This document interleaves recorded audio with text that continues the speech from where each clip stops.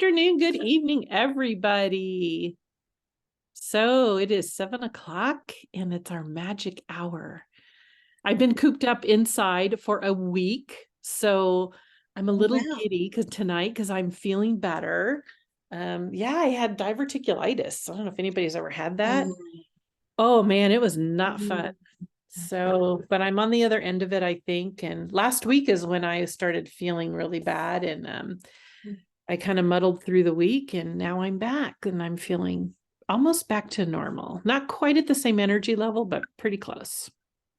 Well, So really glad you're back. thank you. I know I was considering canceling last week because I was like, what do I do? But as long as I was sitting and I'm not doing a whole lot, like moving around, expending a lot of energy, I was okay.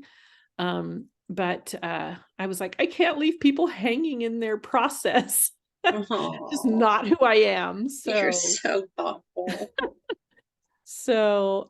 anyway, so we have a few of us are here. It looks like we'll wait for a few more to pop on. So, oh, there's Marcus. Hi, Marcus. Um, so let's see. Why don't we do a quick check-in and see how everybody did this week? Brenda, I'll start with you because you kind of were sharing a little bit about share a little bit about the process, not necessarily what you have, your assignment, but just sort of like how it affected you and what did you notice? As I was making the graph, Yeah. Uh-huh. And then as you were like working on did you assign your significant emotional statements and all that? Yeah. Okay. Yeah. So yeah, what have you did. done? What did you Okay. notice? Um, Mine is weird because, I'm doing what could have been. Mhm. And so it's like, okay, what do I do here? And so then I put, you know, down below the line if it was negative and how negative it was. And then above the line, if there was some, you know, happiness about it. Mhm. And so it's interesting. It's just kind of, you're just kind of looking at the whole gist of it, together. Mhm. And I kind of go back and forth about how I feel about some of them. Some Mhm. of them I thought was a really big deal at first, but then I'm like, that's really not compared to some of the others. Mhm. And as far as assigning the the apology and forgiveness and significant emotional events, I pretty much ended up putting A/F/S/S Okay.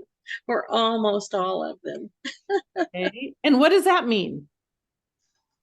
That means I played a part in all of it. Mm. So, well,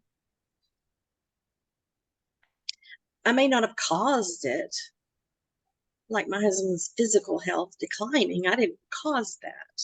Mhm. But there are things I certainly can apologize for, as far as, Mhm. my attitude or what I've said and done, Mhm. things like that. So I Mhm. do need to apologize for all of them. Mhm. And well, maybe not. Maybe so. So why don't we do this? We had so because I have a little bit of a lecture at the end tonight, which I've been trying not to lecture quite so much, but I want to give you guys a lot of direction on how to write your letters. So I'm going to give you a little more of a lecture this at the end of our show, the end of our show. Um, that's so funny. I used to be I in, love it. I used to do a lot in the entertainment business, you could tell. Oh, yeah. Yeah, yeah. At the end of our time together. So funny. So Brenda, why don't you tell us, and I'm going to go around you guys if and try to, and I want you guys to who haven't done it. I know Nancy, you did it last time. Tell us what significant emotional statements and apologies. Tell us what what those statements look like? What did they sound like? Give us a little more information about each sort of category for yourself in terms of your graph. Like, tell me what you came up with. Can you do that, Brenda? So tell you the So what event. was your significant emotional statement or your apology or forgiveness statement for each event? Yeah. Okay. So I haven't written those out. Okay. That's Okay. where I was trying to go. I've Okay. been avoiding it this week. And then Ah, today it's like, wow, I didn't expect this. tell us the class, tell us about your process, what you didn't expect. What happened when you were trying to do it? So when I was trying to decide which one to start on, Mhm. which event to start on, I think that's when the physical symptoms started. The stomach turning, the pressure in the top of the stomach, the heart up here, the head feeling like chaos, and I'd find myself looking off, and it's like, uh-oh, Hey. I'm avoiding there. Okay, but Yeah. see, and this is so Brenda, I know you a little bit, right? So it's kind of not fair, right? But you label yourself as avoiding, right? Which isn't very fair to you. Whereas really you're having kind of a trauma response to how you really feel about some of this stuff. Do you see where it's a different level of compassion? Yeah. Brenda's hard on herself, and I already know that because she already did this with me once.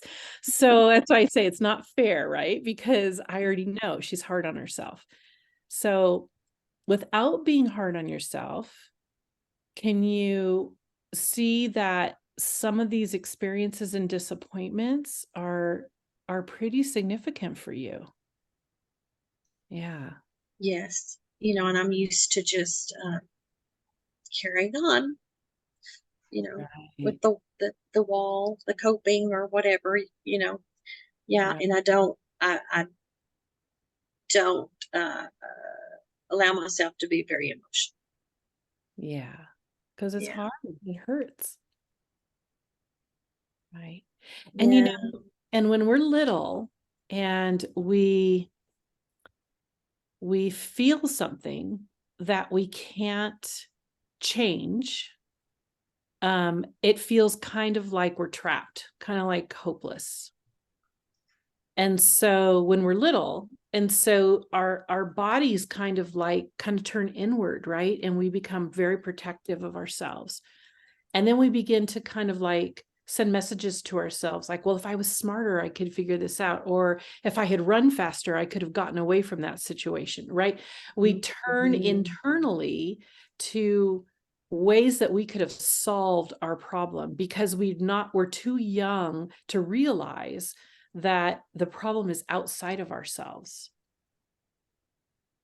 Does that make sense? So it's natural that your body is sort of like, I can't do this. And so, but for you, you label yourself, oh, I'm avoidant, right? I'm just avoiding this. No, this is really traumatic for you. So acknowledge that it is, and Mhm. don't brush it off, Right. or be hard on myself for looking away, or for these reactions. Exactly. So you send yourself a different message. So the message is, I'm okay. It's okay for me to not be comfortable right now. I don't have to force this. I can give myself permission to take my time. Right? That's a very different message than, well, I'm just avoidant. And so, I didn't get it done. Right? This So is just so just acknowledge it and sit with it for a little while. Yes. Yes, because that's kind of the trick, right? Because when you're little, you can't sit with it. It's too overwhelming, right? So now you get to learn how to sit with the discomfort and realize that it doesn't have the power that you think it does. Mm, And as you sit with it, okay. normalize it is what we call it, right? And the more you can Mm-hmm. normalize it for yourself, the less intimidating it feels. And that's why this tool is really good, because I'm giving you something very concrete to do that doesn't have to involve a whole lot of re-experiencing, Mm-hmm. right? Yes. But Yes. it's going to somewhat bring things up just because it does. I mean, that's part of the process. But Mm-hmm. your body is telling you, this is traumatic for me. And that's okay. Right? We don't want to shove stuff down and like kind of just go on as usual. We want to Yeah. be able to pick it up and look at it and go, okay, what is this about? What's happening here? Right? Because by not doing it, we're just creating more problems. We've created problems by not dealing. Well, it's not a problem necessarily. It's just keeping you incomplete. It's not allowing you to complete the loss and the process of the loss. Okay. It's keeping you stuck in that cyclical sort of mentality of, this is too hard and too scary and too painful. But those feelings are coming from a younger place in you. And we want to honor that while helping that younger part of you move through it. So it's kind of twofold. Okay. Okay. So that's okay. This week, maybe you take one or two of your events and you try to assign. We have time, so don't worry about the time. Okay. Okay. Just try to like make it manageable for yourself and not overwhelming. Maybe take one or two of those events and try to assign a forgiveness, apology, or significant emotional statement. Just take a couple. Now, when you say assign it, do you mean go ahead and write the apology? Write the apology Yeah. or the forgiveness statement. It can be one Yeah. of the three. It doesn't have to be an apology. Right. It can be a significant emotional state. It can be, I'm really angry that you got sick and we weren't able to complete our dreams. That's an important, significant emotional statement that you feel, whether it's warranted or not. That's not the issue. This is where we go back to authenticity about how you feel. Mm-hmm. Right? Do you see how Yeah. difficult to say those things out loud? Because oh my gosh, I feel horrible for feeling that way, right? That's that judgy Not part. supposed to. We're not supposed to be that way. Exactly, right? And so you go back to week 1 and see why we talk about not judging each other or ourselves for how we feel. Because it's just a feeling. It doesn't have to signify that we are good, bad, or indifferent. It's just a feeling. And part of this whole process is learning to appreciate and honor all of our emotional responses, Ooh, I like that. Appreciate and honor. all of your emotional responses, because they're Yeah. yours and nobody can take those from you. But the problem is that we've all been raised to believe that we're not entitled to those things. Mm-hmm. So we're doing a lot of work in different areas of our Yeah. lives Yeah. through this process. Yeah. It's amazing. Mm-hmm. Okay. Good Okay. job. Thank you for Thank being you. vulnerable. Is that helpful to some of you? Yeah. Yeah. To understand that. Mm-hmm. Yeah. Okay. Okay. Thank you. Sorry to put you on the hot seat, Brenda. No, it's good. Good You can stuff. ask Susan from last time, right? Like, so Susan was in our class last time and I put her on the Oh hot seat yeah. because I Yeah. know Yeah. Yeah. you It guys was are all, great. It was you, she great. doesn't know me. Okay. Oh, So, who else wants to jump in? We're talking about signing your one of your those three. And if you didn't get a chance or didn't do it or something came blocked you, let's talk about that. Because that's just as important. Okay. Well, I I wasn't able to do it at all.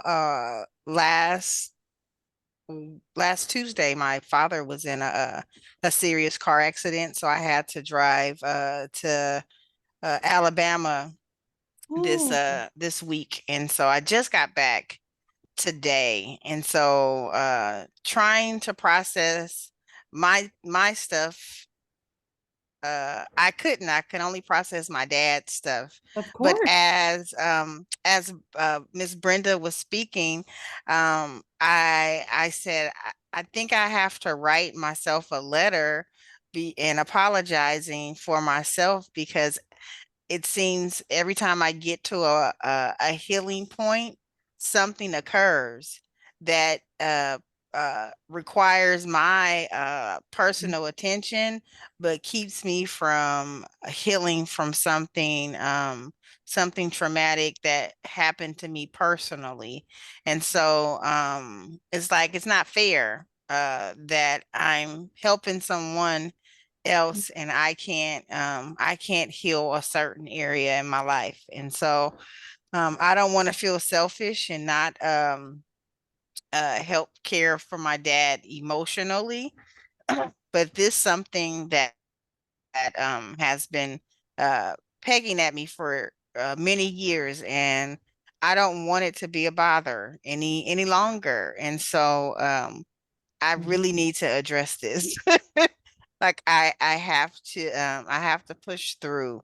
And so as Miss Brenda was speaking, I said I have to write my letter. I have to write myself a letter apologizing for myself for not being able to heal properly in my time, because someone else's traumatic event pushes mine aside. Right. Yeah, we only have a certain amount of emotional energy, Uh-huh. right? Yeah. And when your energy gets diverted, yeah, it takes some of that focus off of you, because this takes a lot of emotional energy to do this work for sure. Yes. Have there been other times when you feel like you've really kind of come to that precipice and haven't been able to kind of come to the other side? Yeah, I was it was same process in 2018, um, going to therapy, you know, doing it very well, and just learning about myself and finding things out. And then my mom had a stroke, and I had to care for her. And it's like every Wow. time I get to that crucial point of healing, Mhm. something comes on top of it that compromises me from processing whatever that was up at the top at Mhm. at the, when it was time for me to heal. It's Right. like I pushed it right back down Mhm. again, and who knows when it's going to come back up again. And I Mhm. don't want to miss that mark again. Mhm. Right. And Yeah, I get that. But you're here tonight. yeah, and so that's why I was like, no, I have to come tonight. And even last week was very important to me. Although it had happened Tuesday, I needed to be there that Wednesday. I feel like the enemy was trying to keep me from that from that last meeting. I was like, he's not going to do it again. And so Mhm. I pushed through. And so just hearing Miss Brenda speak, it made me just say, you know what, I need to write myself that letter. Okay.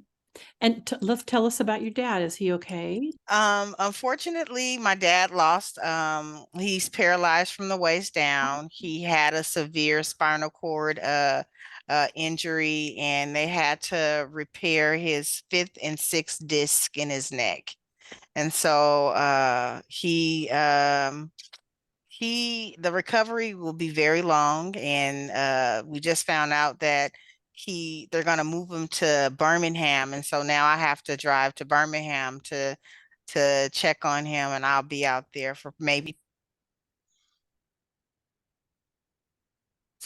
I have to go check on him while he's down there, and so I may be gone for another 2 weeks. Oh, I'm so sorry. Yeah, thank you. I'm I'm I'm I'm just now processing all of this, so at home. So You're in shock. I'm sure. Yeah. yes, and so now I have time to process before I go back and see him again. And so thank you. Oh gosh. Well, you're definitely in our prayers, and your dad too. Thank you so much. Oh my goodness. Whew, lots of heavy stuff going on. All right. So, I know Well, you. Trey, what's his name? Your dad's name? His name is Willie Wilson. Okay, so we can pray for him. Thank you. I appreciate that. Wow, what a great name. How old is your dad? My dad is 85. Oh, Hmm. oh my goodness. All right. Okay. Oh, wow. Hey, Marie's here. Yay. Hi, Marie. We missed you last week. Did you get my email, Marie, this week? Yes. I You made did. it home just in time. So yes, I did. Okay, Yes, good. I did. Yes. Nice to Good. be Well, here. Thank do you you. want to catch us up on what's going on with you, and where are you at in your process here? I'm just coming home from class because I have a 1 week intensive class, but Huh? um this week is a bit challenging for me because it would be 2 days from today my mom passed in 2010. Hmm. So it's it's my it's a bit jumbled right now Okay. because a lot of other stuff is coming up with it. Yes. And when my dad passed, it's coming up with it, which is makes no sense at all. Mhm. Because my mom passed years after my dad, so I can't really the connection there. And then it's my birthday. So my mom passed about a month and a half, about a month before my birthday, which is November coming up. So it's quite a lot. Wow. It's really a lot right now. So, but um, I'm grateful that I have the skills, not that I'm learning the skills not to recognize what is happening, Yes. what's happening with Yes. me. Yes. Yes, exactly. Exactly. So can you tell us, so it sounds to me like things are a little foggy for you. Like, Yeah, it yeah, is. That's the right. word. That's the word I'm trying to find because it's bringing in. At one point, it's bringing in when I'm trying to process now the memory of my mom. Then it's bringing in incident where I was 12 years old, and then now it's raining now. So the rain kind of yeah, so it's kind of yeah, it's a bit jumbled for me, Right. and I've never had that kind of jumbling experience before. Okay. Okay. Yeah. And I know that you have some tools, right? So how Yes. do you handle when if that happens, do you have things that you know you can do that are helpful to you to give you a little Um, more clarity? I've never had that experience before where all of these different memories are coming in at Mm-hmm. different age. Mm-hmm. So because when I lost my mom, and then I think because the rain is also contributing to it as well. And Mm-hmm. so I was able to talk with my counselor this morning, and she was asking what impact is the rain having on me. And then I remember when it rained, the first time when I tried to end my life, it was raining. Oh, got it. And that would be 2 years after my dad passed. Okay. Right. So, so all of those memories are just Yeah. almost tiring and overwhelming for me. Mm-hmm. Mm-hmm. Yeah. So when I lost my home again, it was raining. Oh, yeah. It was raining, and I remember I stood there in the rain and I allowed the rain to wet me. Yeah. So here I am, so many years later. I lost my home in 2009, where I became homeless, and I was there in the rain, and the rain just soaked me. I didn't care. So it's Yeah. like all of these memories are coming. I'm not sure if the word coming in all at once, but they're showing up in my Yes. memory, Yeah. and Yes. They're flooding uh, you. They're yes, all of Mm. these memories all at once, and I've never had that. Uh, I've never had that experience where all these memories are flooding me all at once, right. and I'm kind of tired and overwhelmed. Yes. Okay. So, although it's scary and it can feel really out of control, right? Yeah. Part of this is because you have been doing work, you have been getting healthier emotionally and psychologically. So Yes. the subconscious is sort of giving permission to help you remember things. Okay? Yeah. So Yeah. in some ways um it is it's trying your subconscious is trying to help you Okay. by allowing you to access memory. Okay. Okay? So Yeah. if we can look at this experience as something that's trying to be helpful for you rather than trying to create chaos for you, Yeah. let's see if we can use it to your advantage. Yes. Yes. And you're Yes. smiling, so I can Yeah. tell that's comforting to you, right? Yeah. Yeah. I'm trying to put them in the right Okay. place, but at the same time address them. Okay. So Hmm. what I want you to do is, and you speak very quickly, right? When Yeah. you're having a trauma response, your brain doesn't process as quickly. Okay? Yeah. So I want you to try to speak a little more slowly. Okay? And I want you to breathe. What I want you guys to do, and I want you all to do this with me, okay? I want you to envision a triangle in your mind. Okay? And I want you to breathe with me. All right? So what I'm going to have you do is breathe in with your nose as you go up the triangle. Then I want you to hold it as you come back down. And then breathe out very slowly as you come across the bottom.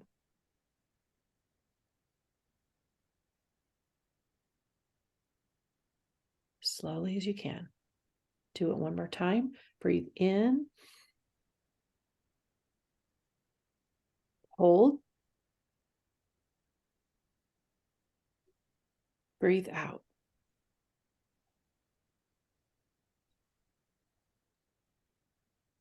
Okay. Marie, do you feel like you have a little more clarity? Yes. Yeah. Just the tiredness is there. Yeah. But yeah. Okay. Okay. So Marie's having a trauma response because there are a lot of triggers happening for her right now at the same time.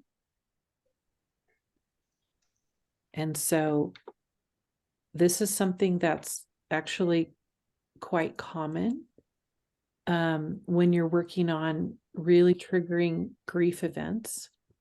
And so it's a good exercise to keep thinking about keeping that heart rate down Remember, so the executive function of your brain has clarity, so it doesn't overwhelm you.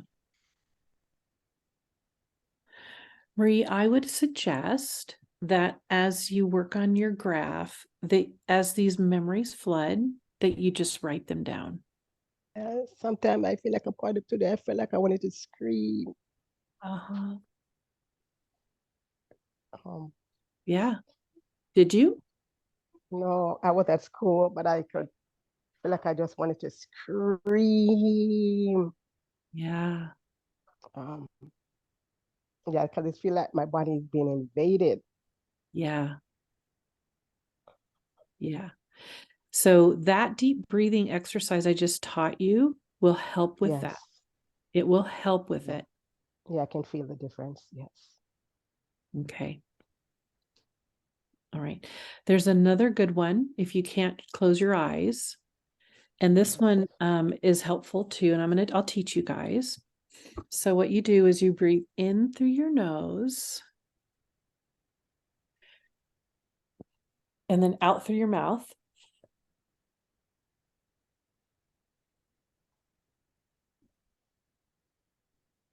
In through your mouth.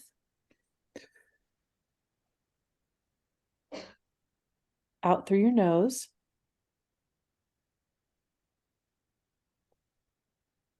In through your nose.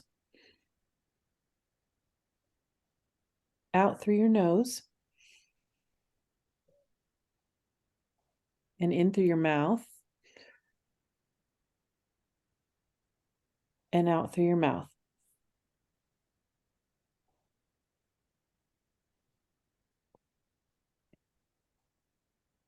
Okay, that's another good one. Okay. Is there a name for that particular one you just did? No, I don't have a name for it. It's just a pattern breathing.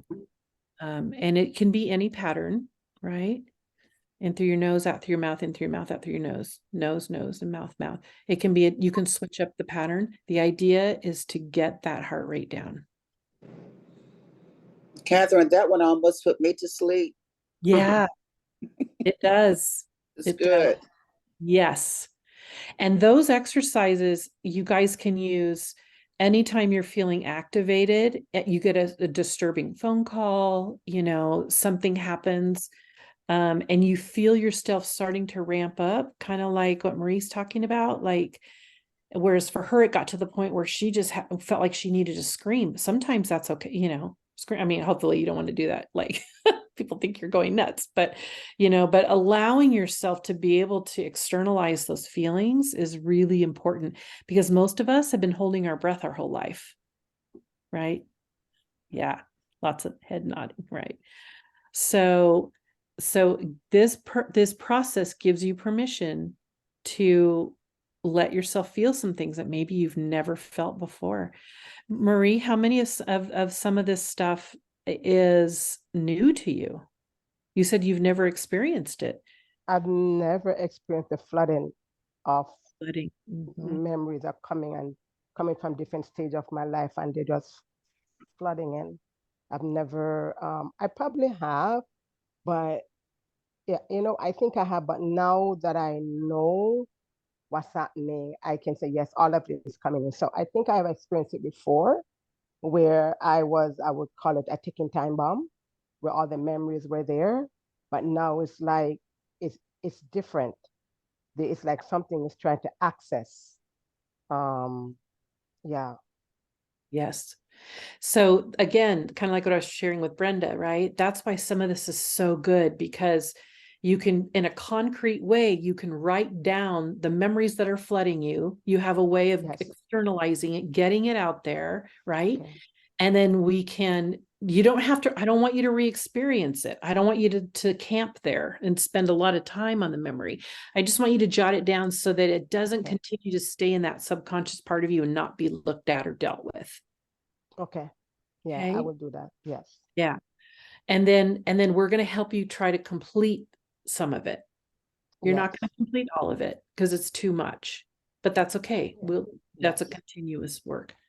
Okay. Yeah, you guys, you're doing so good. This is hard. Right. Anything else, Marie? No, I'm fine for now. Thank you. That helped. Okay. I don't want to cut Thank you you. off. No, that's okay. I'm fine. Thanks. Okay. All right. Who's next? May I go next, Catherine? Yes, of course. Go ahead, Diana. If I start coughing, I'm going to apologize ahead of time. I'm just getting over a sinus infection. Oh, It's been a little rough, but I actually talked about mine last week, and you asked us if something else came to mind, just listed on our forms, and there were a few things, just little moments or thoughts that popped in my head. I put up on a significant emotional statement, and for me, I don't even feel bad about things that she did toward me, because as I thought about it, kept reading my list and looking over everything, it wasn't just me, it was my other three sisters whom are older than myself. And the Lord showed. just there we go. And so the way that I operate is I always am flexible to what the Holy Spirit wants me to do and what he wants me to say. And it's nice because it takes the pressure off of me to have to be a certain way or perform, to a certain level. Because I just rely on him to show me and to lead me.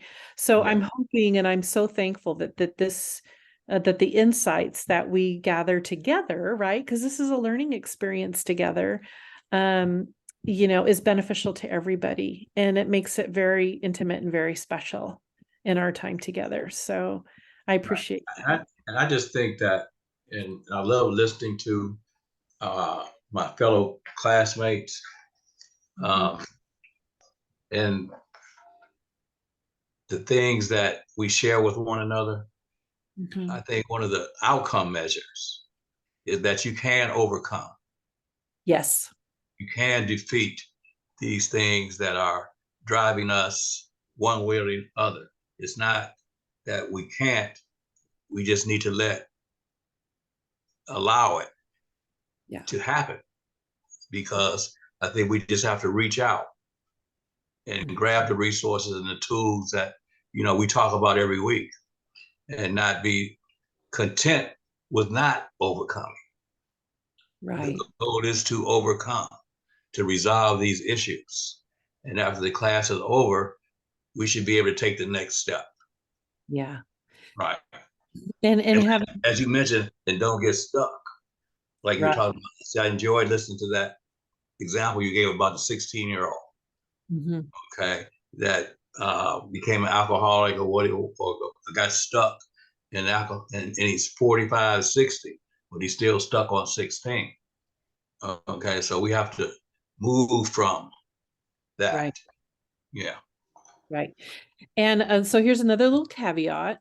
And some people have a rough time moving beyond that significant event, right? Or that traumatic event, because they may not have the internal emotional tools developed enough within themselves to be able to risk moving on and having life look differently. And so that's another component. So, and so sometimes it's not that they choose to stay at 16 emotionally, but they're not capable of moving beyond that. Right. There's a really good on YouTube. It's called the Still Face Experiment. STILL Face, FACE experiment. And has anybody heard of it? Okay, it's quite renowned. And in that little YouTube video, it shows the research that they have done on attachment theory. And it shows that what happens with babies when their brains are developing, they learn whether the world is safe or whether the world is scary and unpredictable. And all of that development happens in a baby's brain when they're very, very young. and they make connections, and then it becomes sort of their blueprint, for lack of a better word. Okay. Now, the brain has the ability to regenerate and to send a new message. But if an insecure message or an anxious attachment happens when they're very young and it continues throughout their life, they remain dysregulated and have a really rough time in the world around them, because the world around them tells them nothing is safe ever. So if you watch that video, you can kind of see how some people just get stuck in this chaotic, sort of frenzied state because they never have the ability to come back and regulate. Now, I know that it probably gets a little confusing because you haven't seen the video. So, but watch it on your own time, because it really talks a lot about a person's ability internally to be able to move into a new place in their life emotionally. That's what I mean by some people don't have the ability, and it's probably because they have an attachment style that has been compromised. So I just share that with you because, kind of like to your point, Marcus, that yeah, some of us, we have the internal structure to be able to do this work and to move on and to not struggle with unresolved stuff. But other people have a little harder time. And usually it's because there's been some kind of attachment injury, which can also be corrected. That's why I give my big pitch for therapy, because that's what therapy does. That's the whole point of therapy. And that was something that I went through that you just mentioned, in that, you know, I was an alcoholic and a drug addict for many, many, many, many, many, many years. Okay. Yeah. And, you know, it took me a while to get free because I didn't have the things that you just mentioned. You know, I was stuck there. Yeah. And not knowing that I was sick, but I kept becoming a victim of my own self. Yes. And so it took me a long time, and I had to go to therapy, and I had to go to inpatient counseling. Yep. And that kind of thing before I finally cleared the hurdle. Yeah. Right. And that's, I can understand exactly where you're coming from. And see, that's the beauty of it, right? You did the work, you got the interventions you needed, and you came out on the other side. And a lot of people don't get that opportunity, regardless of what it took to get you there, right? And, you know, that's just God's grace. Honestly, that's awesome. Tried jail. Yeah. several times, and I can't tell you how many cars I wrecked and how many attorneys I had to pay. And finally, you know, the light came on. Yeah. You know, and you're this beautiful, wonderful, you know, gem. You know, you're like, now you're like gold. And you had to go through the fire to get there. Yep. A lot of it. Yep. A lot of fire. Oh, we're so happy to have you. Okay, guys. Well, let's take the last 10 minutes and we're going to talk about your completion letters. Okay. This is where it really starts to move in the direction of you being able to complete your pain and your loss, right? So we're just going to talk about that a little bit. And then the homework is, I'm going to give you a couple of weeks to work on your letters. And we're going to next week in our class, 7, 8, 9, 10. So we have 3 weeks left, I believe. And so we're going to take this last 3 weeks to work on the letters and to read them. Okay. It's important that you guys read your letters to each other.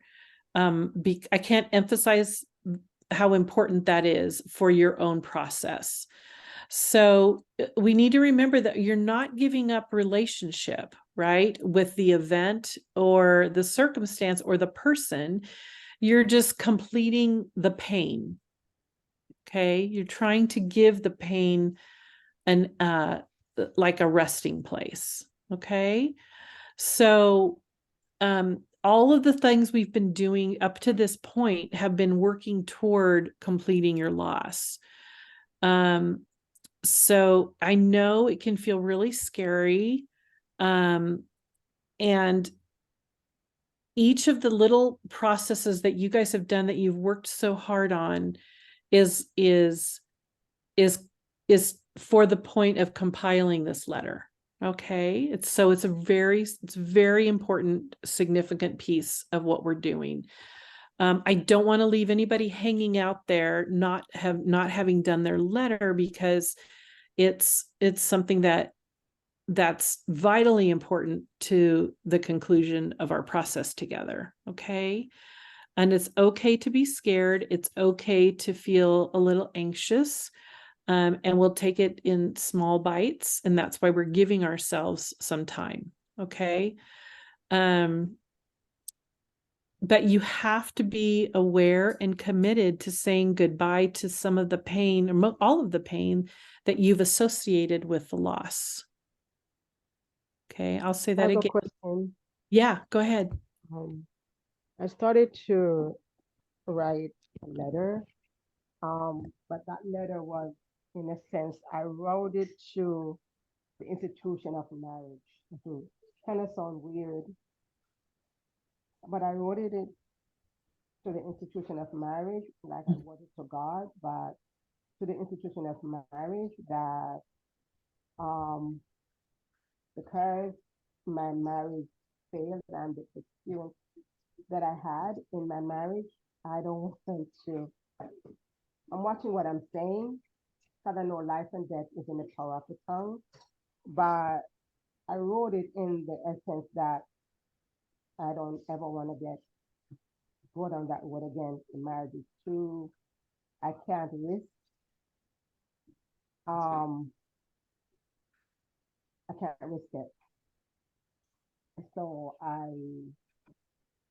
don't want to have those same experience again.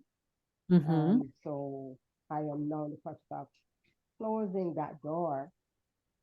I started writing the letter last week, and I'm still in the process of completing it, but I'm writing it to God. But since we're here and sharing,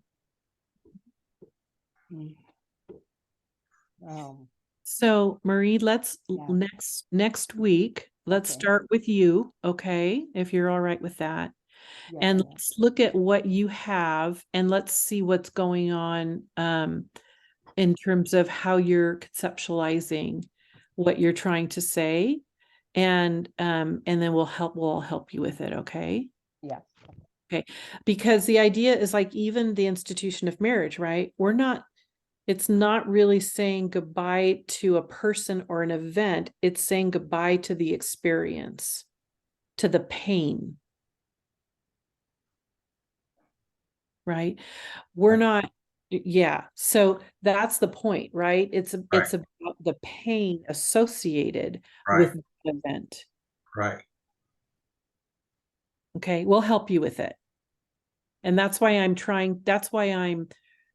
sort of giving you some guidelines here right now, because it's the pain associated with the loss of a marriage, right?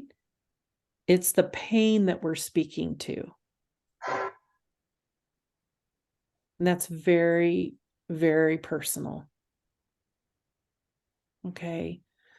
We're also saying goodbye to any unfinished emotional connections or business having to do with that, right? If there's unfinished emotional statements or unfinished thoughts, we're saying goodbye to those unfinished question marks that we have.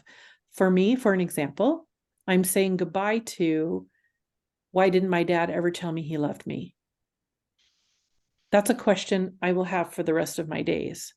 Why couldn't he ever tell his little girl, I love you? Seemingly so easy. But I'm saying goodbye to that unfinished hope, dream, or expectation. Does that make sense? Okay. We're also saying goodbye to a physical relationship that may have ended. Right? I'm saying goodbye to physically being able to travel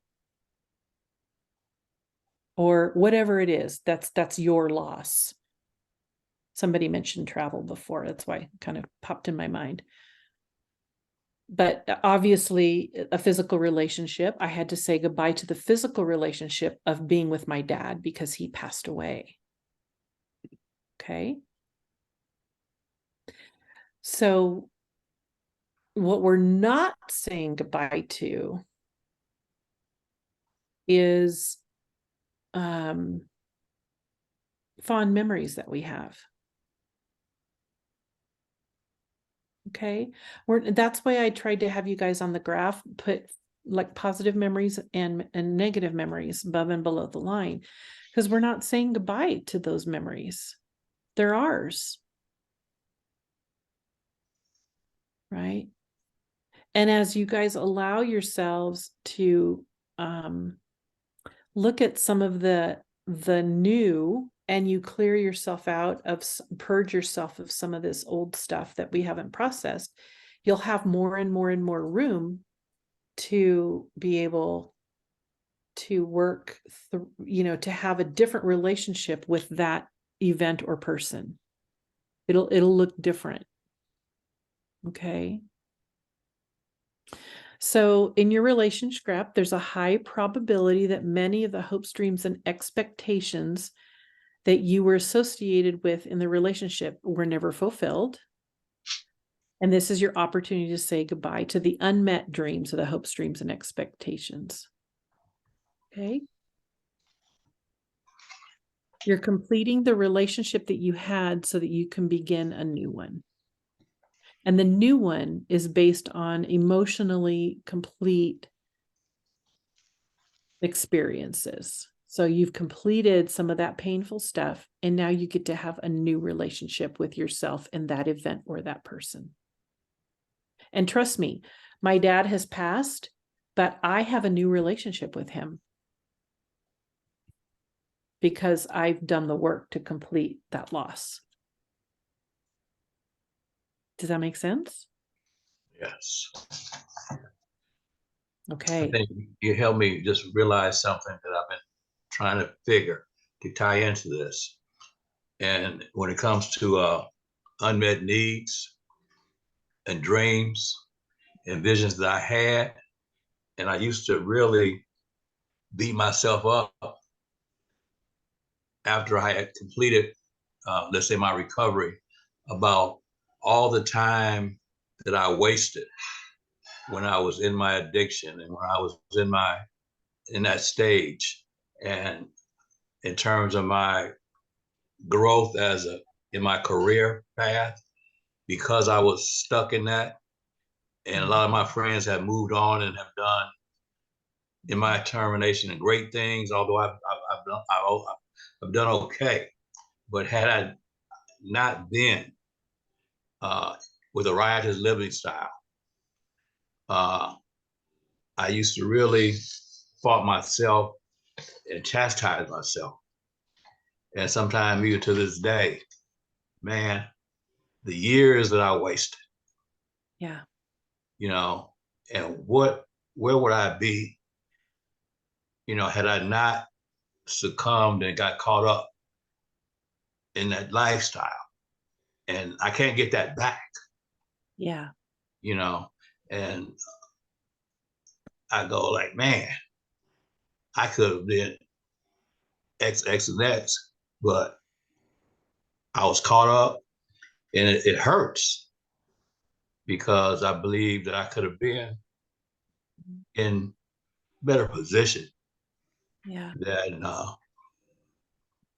I turned out, and I turned out okay. But sometimes I just reflect, man, Yeah. you really blew it, Mm-hmm. And I would say to that, Marcus, that to complete that regret will free up and who knows what is in store for you in terms of how you're supposed to be used, Right. right? Right. But I accept that. That's one of the things I had to accept. And it might have been just the process that the Lord put me through to clean me so I can get to where I am, because I do a lot of high profile work in ministry. But he had to strip me of some things. And Yeah. maybe what I thought I should have been, I wasn't meant to be in the first place, because I'm a bondservant of Christ and have been for many, many, many years. But still, I got a little linger every now and then. I It feel comes you. up. Right. When I was young, when I was in high school, I would always pray for missionaries. I wanted to go in the mission field and smuggle Bibles into China. That's what I wanted to do with my life. And I went to the Urbana conference. I wanted to be, because I wanted to live a life where I absolutely had to depend on the supernatural intervention of the Holy Spirit for my day-to-day life. That was my narrative. That was what I wanted to do. And so when I was in high school, after I graduated, I was going to go into the mission field. It's with Taking Christ to the Millions, TCM. And I was supposed to go on the mission field right out of high school.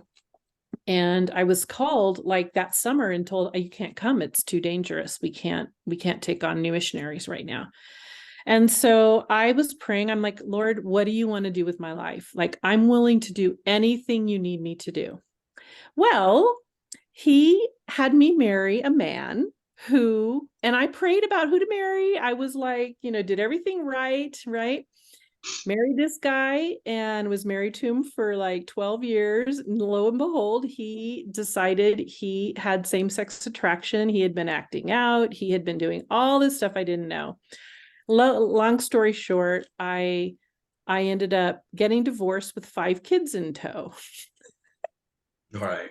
Like, Lord, this was not the plan. Like, what are you thinking? Like, how could you let this happen? Right. And he very gently reminded me, you said you would do anything that I've called you to do. Right. Including that. This was not what I had in mind. But it's funny because I've gotten to speak all over the nation, not the world, but the nation, about my experience and about that there is hope and that God can restore, right? And can bring, someone like me up out of the ashes. He helped me get an education. He provided the ability for me to get through grad school. It's just miracle after miracle after miracle to put me where I am at this very moment, right? And I know it hasn't have anything to do with me per se. It's just how God chose to work in my life so that he could use me. Right. And that's really what we're all about. And it doesn't mean that how we feel isn't important, or that our process doesn't matter. And that it's all about everybody else all the time. That's not the point. The point is that he deepened and created something that I had no intention of creating myself. Yeah. Well, we think God did good. I feel you. So, and you know what? Honestly, that's what it's all about. If you're a Christian. Oh, that's right. That's right. So I just want to encourage you, we're all, like pieces of art, that God has slowly, created, and they're beautiful before him. And we need to respect that and honor that in each other and treasure it in ourselves. So. Right. He says, I am the potter, you are the clay. Exactly. I will mold you. That's right. Right. Okay, guys. So work on your letter this week. Okay. I don't expect you to have it done. But next week we'll just be processing together, what the letter is, how you're doing. And then like the last 2 weeks, we're going to read our letters for each other. Okay. So that's the plan. Any questions? Okay, hang in there. You guys are doing great. All right, talk to you soon. Good night. Thank Good you, night, everybody. Catherine. Good night. Bye. Thank Bye, you. guys.